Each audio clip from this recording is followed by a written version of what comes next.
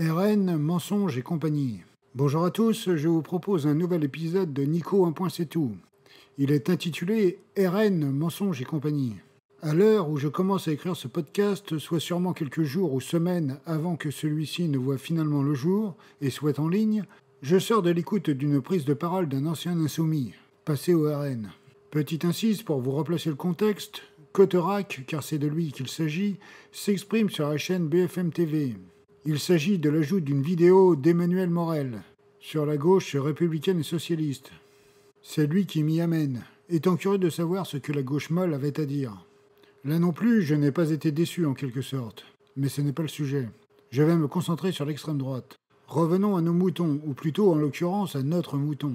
Il est déjà ridicule de passer d'une formation à l'autre, comme l'intéressé l'a fait. Un tel passage montrant bien l'absence complète de colonne vertébrale politique ou bien idéologique. On veut bien croire que des gens changent ou connaissent des évolutions, voire des évolutions majeures dans leur parcours. Mais d'ici à faire un tel grand écart, c'est too much.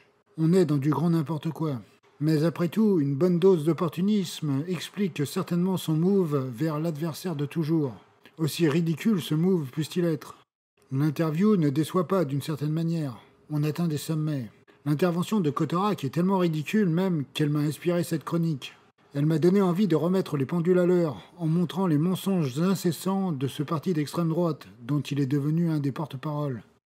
Commençons par ce que le Rassemblement national veut bien nous dire de lui-même, de ses intentions, de son idéologie présumée. Car réel, c'est toujours un autre son de cloche. Quand on écoute ses représentants, le parti dirigé par Jordan Bardella se dresse en anti-système, en défenseur de la réalité, en chantre de la France et de ses valeurs, en ami de la laïcité. Ils se dépeignent comme ceux qui combattent l'islamisme et le séparatisme, et qui souhaitent protéger les frontières de notre pays, pour ne citer que cela. On y reviendra. J'avoue que cet épisode est un peu dans la continuité du troisième volet, consacré à la tartufferie des droites, dont j'aurais pu reprendre bien des idées et paragraphes. Il s'appliquerait tout à fait au RN, comme aux autres droites dures, ce n'est pas le but. Ici, je vais m'attacher à faire un focus sur les contenus, notamment politiques, du Rassemblement national. Souvent, avec ce parti, on fait plus que constater la différence entre les paroles et les actes. Il n'est plus à démontrer que le RN a toujours été en proie à des mues. Il a toujours été plus que souple en termes de positionnement politique.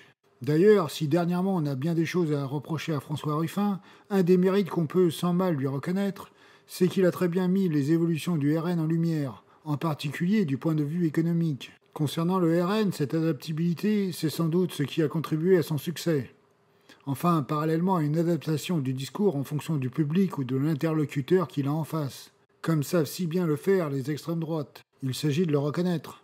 Identifier les forces réelles de nos adversaires, nous aidant à les combattre et nous opposer à leurs idées. Quand bien même les qualités en question consistent, grosso modo, à mentir à tour de bras. Certains des positionnements du parti, notamment sous son ancien président Jean-Marie Le Pen, semblant dictés par la volonté de surfer sur certaines choses, lui paraissant porteuses. Ainsi, pour ne citer que cela, on avait vu la trajectoire ouvertement pro-libérale du parti d'extrême droite évoluer vers quelque chose de résolument plus protectionniste qui se reflétait dans une partie des slogans affichés durant les campagnes électorales menées. En l'occurrence, si durant une période tout de même très conséquente, l'accent aura été mis sur la lutte contre l'Europe et sa pseudo-ouverture à tous les vents, on ne peut pas nier que la matrice réelle du parti n'a finalement pas beaucoup évolué. Le libéralisme économique, en somme, demeurant le fil rouge, quoi qu'on en dise. On a bien eu cet aparté avec Florent Philippot, devenu numéro 2 derrière Marine Le Pen, qui a fait bouger les lignes idéologiques et politiques du parti, au moins temporairement. Philippot introduisait plus de souverainisme et une notion du social remise au centre du discours. Pourtant, la parenthèse sociale s'est définitivement refermée depuis, avec le départ de l'intéressé. La fibre sociale restant un peu en façade, mais sans plus. Le vernis disparaissant rapidement en grattant un petit peu. Autre salle, autre ambiance, avec le débarquement de Bardella aux affaires. Changement évident, pour quiconque sait tendre l'oreille, est suffisamment politisé ou encore est bien renseigné. Le shift est à nouveau vers le libéralisme et vers des politiques pro-business et, par conséquent, plus traditionnellement ouvertement d'extrême droite. Le personnage a beau être une forme de coquille vide et tenir davantage du playboy extrême droitier, à bien des égards, il incarne quelque peu le retour du parti vers des valeurs nettement plus droitières et une forme d'abandon du simulacre social. Le RN a fait une nouvelle volte-face que Marine Le Pen avait quelque peu amorcée, mais qui s'est véritablement concrétisée avec le renouvellement des têtes de proue. Je fais cette démonstration de manière récurrente, car elle est tout à fait parlante, me semble-t-il. Dernièrement, cette opposition de pacotille et de façade du RN a plus que de raison assisté le pouvoir en place dans sa tâche parlementaire et ses initiatives législatives. En effet, avec près de 50% de votes en commun, les RN auront très régulièrement apporté de l'eau au moulin de l'autre pôle libéral économique, parmi les 3 blocs présents dans le pays. Quand bien même s'en défendent-ils, la réalité est là. Elle éclate aux yeux de tous. Qu'importe si les médias n'effectuent pas leur travail supposé d'information et continuent à entretenir des mythes montés de toutes pièces. RN anti-système, oh la blague. Certains ont beau essayer de nous faire passer la formation des Le Pen comme une formation anti-système, ceci est une vaste blague démontrée par les faits. En aparté, on peut commencer cette partie par la dimension vestimentaire. Elle n'est peut-être que symbolique, mais s'avère tout à fait révélatrice. Elle nous confirme que ce parti est tout à fait prêt à se soumettre aux codes et aux injonctions de la bourgeoisie. On comprend aussi pourquoi l'accent a été mis sur ce point dans la stratégie de dédiabolisation. Fin de l'aparté. Pour s'en convaincre, il suffit d'observer la bienveillance dont jouissent ses représentants dans les médias, et qui est à mettre en miroir avec la stigmatisation continuelle que subit la FI. On voit alors qui sont les vrais antisystèmes, qui dérangent le système en place, qui paraît au contraire comme une voie de rechange. Les médias faisant en quelque sorte le travail pour ce parti. Ils le mettent au centre de tout, et il est quasiment impossible de traiter d'un sujet sans que la formation d'extrême droite ne soit mentionnée, sans qu'il ne soit mis en avant. RN, avec qui le monde médiatique se sent visiblement de composer, et apparaissant entièrement compatible, à défaut, avec les aspirations du patronat. Cela m'amène au point suivant, très naturellement. Les milieux d'affaires s'accommodent fort bien en solution de repli des gouvernements et régimes autoritaires. Nettement moins, en revanche, des contextes de gauche au pouvoir. Ces derniers rimant avec taxes, redistribution, justice sociale, refus des monopoles privés, nationalisation, respect du droit du travail, et j'en passe. Comme je commençais à le mentionner, plus qu'instructive s'avère l'attitude du parti devant les représentants du MEDEF. MEDEF qui se voit servir la soupe qu'il est désireux d'entendre, à base de liberté d'entreprendre, de charges qui seraient insoutenables et contraindraient les initiatives, etc., etc., etc. En somme, tout le speech largement déballé par Bardella dans le cadre de ses interventions publiques et TV, durant les 2 campagnes qui viennent de s'achever. Pour la faire courte, du macronisme dans le texte, simplement avec des mots différents. La team Macron nous aurait parlé de libérer les énergies et autres sornettes technocratiques et corporatistes de ce type. Quoi qu'il en soit, une fois les formules divergentes et les EDL calibrés différemment, le contenu reste le même. RN, vraiment les sauveurs de la France qui travaillent ? Ne nous trompons pas, ce n'est pas pour rien que l'une et l'autre des entités concernées ne sont définitivement pas fans des organisations syndicales, du droit de grève et tutti quanti. Je rappelle au passage, car ce n'est pas superflu, que c'est bien la formation d'extrême droite qui a commencé à faire circuler le terme de gréviculteur, terme repris en cœur pendant longtemps. Aussi, formulation très symptomatique du peu de volonté que les travailleurs puissent défendre leurs droits, voire en revendiquer de nouveaux. Comme chacun sait, sans nuisance ou rapport de force, difficile que quelques nouveaux droits, nouvelle augmentation, puissent voir le jour. D'ailleurs, pour rebondir sur ce point, ce n'est pas pour rien que le Rassemblement national parle désormais de demander aux entreprises de faire l'effort d'augmenter les salaires, si cela leur est possible. Tordant quand on sait le système ou la période dans laquelle on vit. Les tenants du capital semblant être aux antipodes de ce type de désir, mais plutôt dans une confrontation frontale plus qu'évidente, qui leur permet une extrême accumulation. Passons. Dans la même veine, le refus de la possible paralysie du pays par des actions syndicales n'a pas grâce à leurs yeux, est plutôt matière à indignation en réalité. Or, comment les travailleurs pourraient voir leur situation s'améliorer sans une intervention de l'État en ce sens, ou alors sans soutenir le rapport de force que les travailleurs tentent d'instiller dans les négociations avec leurs patrons? Le rapport de subordination n'est pas un fantasme marxiste, mais une réalité concrète. Disons les choses tout d'ego, le RN est en faveur de la réquisition des personnels en cas de grève impactant les usagers. Il martèle que ceux-ci sont pris en otage si les raffineries exercent des blocages, etc. Outre le vocabulaire outrancier choquant, cela en dit long sur leur appétit de servir les aspirations populaires. Cette attitude, en vérité, tient du comique, quand on sait son attachement aux forces de police, ainsi que son lien avec les syndicats majoritaires et son ancrage dans ces derniers. Pourtant, c'est bien un d'entre eux qui promulguait que les agents se mettent en arrêt de maladie à défaut de se mettre en grève. On voit tout de suite le hic. Enfin, pour n'importe qui faisant preuve d'un semblant de bonne foi. Plus parlant encore, je pense, le RN est tout à fait en accord avec la Macronie dans l'idée de réduire ou de carrément supprimer les cotisations patronales. Solution d'ailleurs mise en avant par Bardella ces dernières semaines et derniers mois. Il s'agirait alors que ces libéraux redevenus forcenés nous expliquent qui paye quand les petites gens qu'ils représentent, selon eux, doivent se rendre à l'hôpital ou chez le médecin. Question cruciale, mais pas de contradiction des médias comme on pouvait s'y attendre. Pas de cotisation patronale, c'est déjà prendre sur le salaire des travailleurs. Sur sa partie différée et socialisée, certes, mais sur le salaire tout de même. Ce que prônent les deux formations est de l'ordre de prendre l'argent dans la poche gauche des Français pour leur mettre dans la poche droite. C'est précisément ce en quoi consiste la recette miracle de ces génies. Seul problème, ils omettent volontairement, évidemment, de nous fournir la notice de leur invention remède au problème de pouvoir d'achat. Enfin, selon eux et les idéologues de leur genre. Personnellement, je doute que qui que ce soit, à commencer par les retraités qui votent pour eux, et qui ont des retraites souvent insuffisantes, seront satisfaits de leur recette quand ceux-ci auront la joie, entre guillemets, de la goûter. Retraités pauvres devant fournir la carte bleue en lieu et place de la carte vitale. Le tout agrémenté d'une douloureuse des plus salées pour leur poche, bien sûr. Tout aussi choquant, on peut faire référence au refus du RN de voter les augmentations de salaire et du SMIC. Ce sont des vraies solutions pour améliorer la vie des gens, travailleurs en tête. Solutions à laquelle ils ne sont pas favorables, se cachant derrière la défense présumée et affichée des petits patrons ruraux en particulier, qui seraient dans la capacité d'assumer ces augmentations. Ce sont de vraies solutions pour améliorer la vie des gens, travailleurs en tête. Belle tartufferie, on sait tous comment les choses fonctionnent. Comment est constitué le maillage d'entreprises français, qu'il est en très large majorité bâti autour de petites et moyennes entreprises, que 53% de l'économie du pays repose sur la consommation populaire. Autrement dit, et c'est aussi pour cela que la FI est favorable à l'augmentation de ces deux minima, une augmentation de tout cela bénéficie principalement aux petits patrons. Ce sont les carnets de commandes de leurs petites entreprises qui sont impactés de manière positive.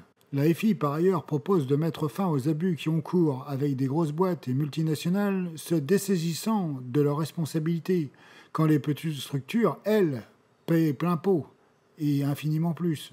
Un monde existe entre les 0,05% d'impôts payés en France par Apple et les 25% de votre boulanger, pour ne prendre que cet exemple. Conserver un tel système est donc injuste, et le RN, dans cette optique, disons-le, est conservateur. A l'inverse, contraindre au geler les salaires équivaut à réduire le pouvoir d'achat des ménages et complexifier leur capacité à vivre dignement. Consommer et faire, en dernier recours, tourner l'économie, et donc ces petites et moyennes entreprises, notamment celles de leur coin. Un exemple illustrant une partie de la problématique. Il est désormais reconnu que la première chose à laquelle renoncent beaucoup de gens en difficulté financièrement, c'est le coiffeur. Très évocateur, difficile de trouver artisan plus local. Cela a le mérite de montrer qui bénéficierait rapidement des sommes accrues perçues, atterrissant dans les poches des travailleurs. Par contraste, on aura pu distinguer le peu de désir de contenir les inégalités salariales, le peu d'envie de réguler les marchés de sorte que les gens des classes populaires qui travaillent ne se fassent pas piétiner par les plus aisés.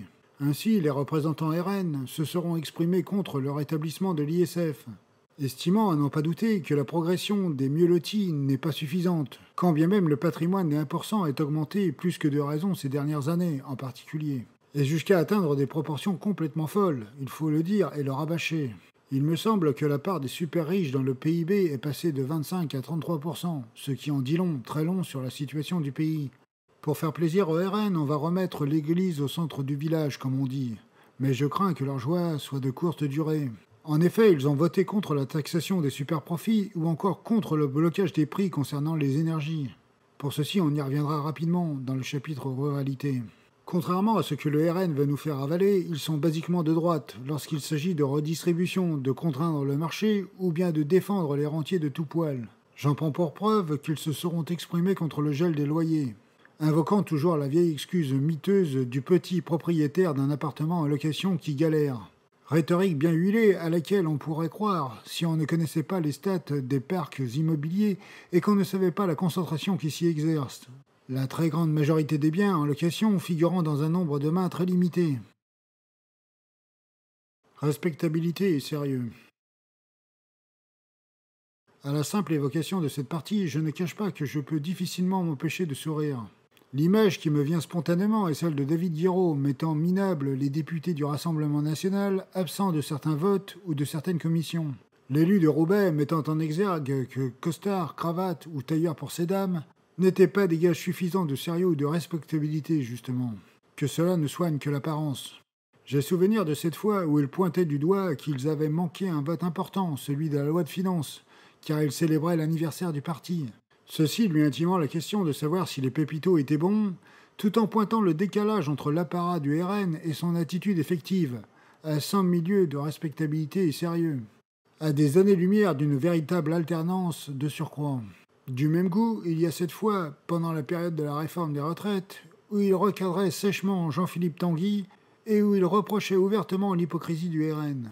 Rassemblement national qui accusait LFI de faire le jeu de la Macronie, alors que nombre d'amendements du parti présidentiel ne seraient pas passés si le RN avait été présent pour s'y opposer.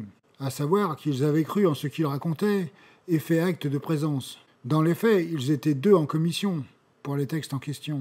2 sur l'intégralité de leur groupe. 2 sur 88. J'ouvre une parenthèse essentielle, un peu aux allures de manuel d'autodéfense contre l'argumentaire de l'extrême droite. Non, ce n'est pas la gauche, et a fortiori la FI, qui a fait élire Macron. Non seulement car ceux qui l'ont fait élire sont ceux, attention, roulement de tambour, qui ont voté pour lui. En outre, les insoumis ont voté blanc, nul, ou alors se sont abstenus à hauteur de 67% durant les deuxièmes tours. De plus, la Macronie a tout fait pour se retrouver en face à face avec Le Pen et le RN. Ce n'est pas pour rien. Cela montre bien que c'était alors l'assurance d'une victoire sans coup férir. Je me permets d'insister sur ce fait. Macron n'a même pas pris la peine de faire campagne dans l'entre-deux tours, en 2017 comme en 2022. Signe qu'une chaise longue aurait battu l'héritière de Montretout. Finalement, quel aurait été le sens de voter pour cette opposante factice dont le groupe avalise les politiques et projets de loi du président des super riches? Parenthèse indispensable refermée. Revenons à mon fil conducteur. Cela me suggère l'absentéisme mis en lumière et le manque de rigueur et de travail qui lui est associé. Cela fait écho aux données statistiques de Jordan Bardella à la Commission européenne, lieu où il bat des records en matière d'absence et ne fait même pas semblant de s'intéresser à sa fonction supposée, si on en croit les données rapportées. Manon Aubry martelant les 25 ridicules petits amendements proposés par le leader d'extrême droite en 5 ans, dans le temps où, elle, en avait concocté plus de 3400 et effectué un vrai travail. Petit ajout complémentaire. Il est toujours savoureux de constater que ceux qui veulent remettre les autres au travail sont souvent loin d'être les mieux placés pour tenir ce type de discours. En outre, cela ne s'applique pas uniquement à l'extrême droite, mais plutôt à la droite dans son ensemble. Les apôtres de la ruralité. Au rayon des bonnes blagues, le RN serait le parti des ruraux, des oubliés, de ceux qui n'ont rien et qui se sentent abandonnés par l'État, à en croire leur discours. La réalité est têtue. La vérité est qu'ils sont loin du compte pour endosser un tel titre. Que les gens de ces coins votent pour eux est autre chose. On sait tous le rôle essentiel, à commencer socialement, de la voiture dans les coins les plus reculés, isolés, les plus enclavés ou les moins desservis. Or, il ne s'agit pas de vitupérer contre les supposés bobos écolos pour prendre cette casquette. Cela ne constitue qu'une posture, pas davantage. Le seul point sur lequel ils se seront montrés cohérents, d'une certaine façon, aura été le positionnement contre les 80 km/h. Positionnement qui peut se comprendre à l'heure où les distances n'ont cessé de s'allonger entre le travail et les domiciles. Après, l'augmentation des vitesses engendre une consommation accrue des ressources, et déjà, cela commence à être moins logique et cohérent. En particulier au regard de la volonté de ne pas contraindre les grosses compagnies, notamment pétrolières, qui ont plus que bénéficié de l'inflation terrible pour effectuer des super-profits records. Il convient de rappeler que ces super-profits ne sont pas dus, outre mesure, à l'augmentation des coûts de production, qui est globalement restée stable, mais à l'augmentation des marges. Cette donnée importante repeint la politique et les votes du RN en extraordinaire tartufferie. Si on met cette volonté supposée en adéquation avec leur idée de rembourser la dette ou de verser dans l'austérité budgétaire, on comprend que ce parti tient des propos plus électoralistes qu'autre chose. Tout spécialement au regard des capacités économiques que personne ne leur reconnaît. Car ils passent, non sans raison, pour des inconséquents en la matière. Quand, à cela, on ajoute la volonté de ne pas réguler l'implantation des médecins dans les déserts médicaux, on entend le côté trompeur des prises de position de ce parti largement constitué de bourgeois et de notables, en fin de compte. Eh oui, car ces chantres de la ruralité et ces porte-paroles supposés des petites gens n'en sont pas. Je vous renvoie à la sociologie du groupe à l'Assemblée nationale. Avec 64% de cadres et professions intellectuelles supérieures, je peine à comprendre comment les petits ruraux mal lotis se considèrent représentés par les membres du Rassemblement national, alors que les députés en question sont loin de leur classe et problématiques. Bref, en réalité, le RN n'est en rien une solution pour le monde rural, sur lequel l'impact d'une immigration fantasmée n'a aucune prise ou réalité. Le RN, champion du monde de la lutte contre l'islamisme et le séparatisme. Rien que l'énoncé est des plus cocasses, à vrai dire tout aussi cocasse que le nom du parti. On voit mal comment ce parti dont les militants, influenceurs, etc.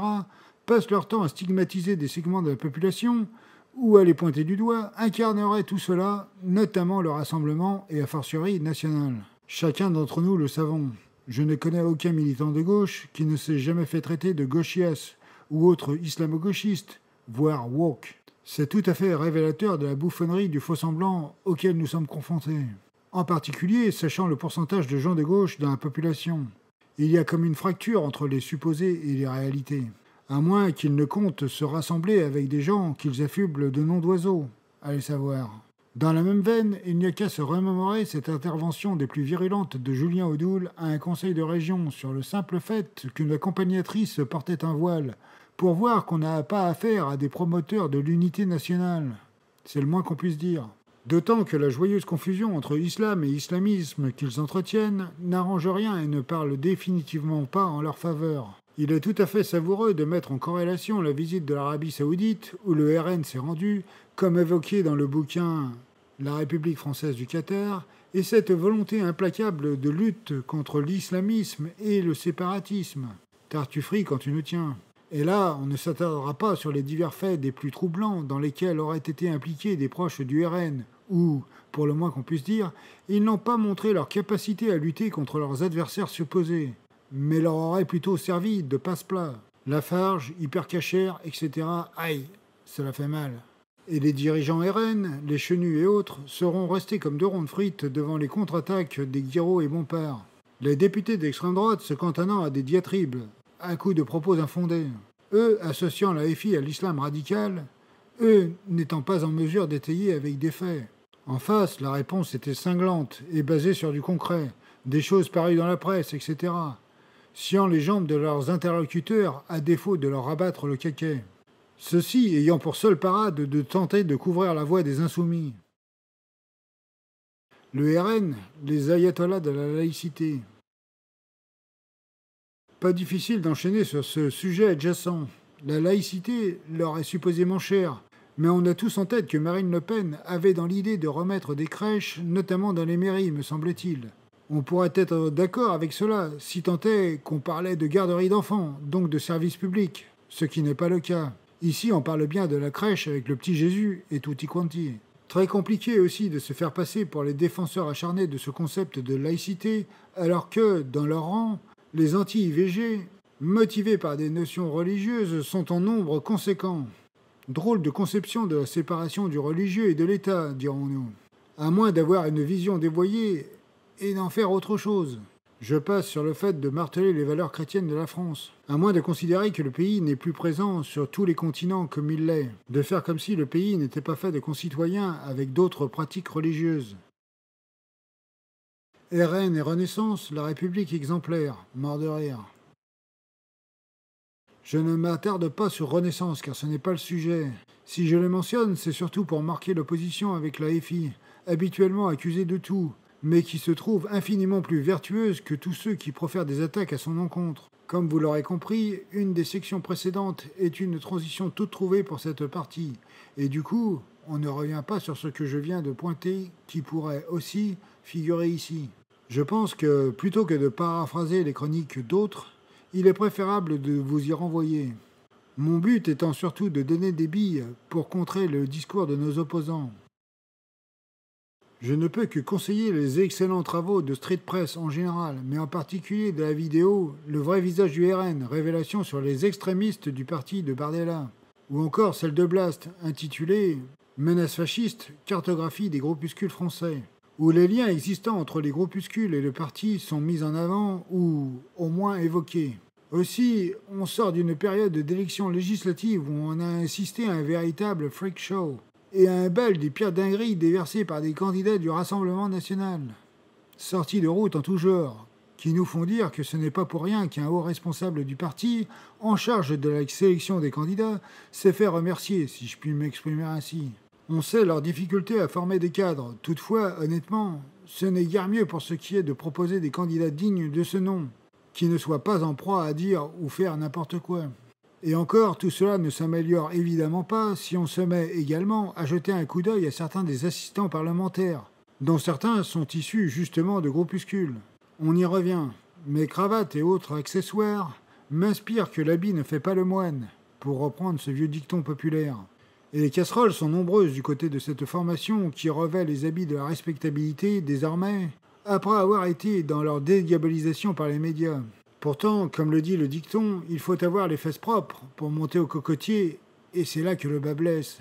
Entre les histoires de kits de campagne avec le micro-parti Jeanne, le scandale des financements russes, la mise en cause concernant des emplois fictifs au Parlement européen, plus de nombreuses choses sur lesquelles je suis passé, on constate le décalage entre l'image que le parti veut projeter et la réalité factuelle. Ils ont beau tenter de se racheter une virginité, il n'en demeure pas moins que la rupture entre le FN et le RN n'est pas si évidente qu'on veut bien le dire, que leurs problèmes persistent concernant des comportements problématiques. Je ne cacherai pas pour ma part que j'ai subi un choc à ces dernières élections législatives, quand je me suis aperçu que, dans le coin où j'ai grandi, la candidate RN était une camarade de classe à l'école primaire. Je trouve cela d'autant plus fâcheux que, dans le coin en question, pas d'immigrés ou autres, rien ne justifiant de voter RN de près ou de loin, même de leur point de vue. Tristesse enfin, quand je fais le bilan des faux-semblants de ce parti, qui, ce sera ma conclusion, prend joyeusement les gens pour des jambons, et malheureusement, cela marche sur de plus en plus de monde. Voilà, je vous propose de clore ici ce podcast. J'espère avoir su proposer une grille de lecture et avoir contribué à vous montrer le fossé entre les faux-semblants du RN et la réalité de ses votes, entre autres choses. N'oubliez pas de liker, de vous abonner à la chaîne et d'activer les notifications.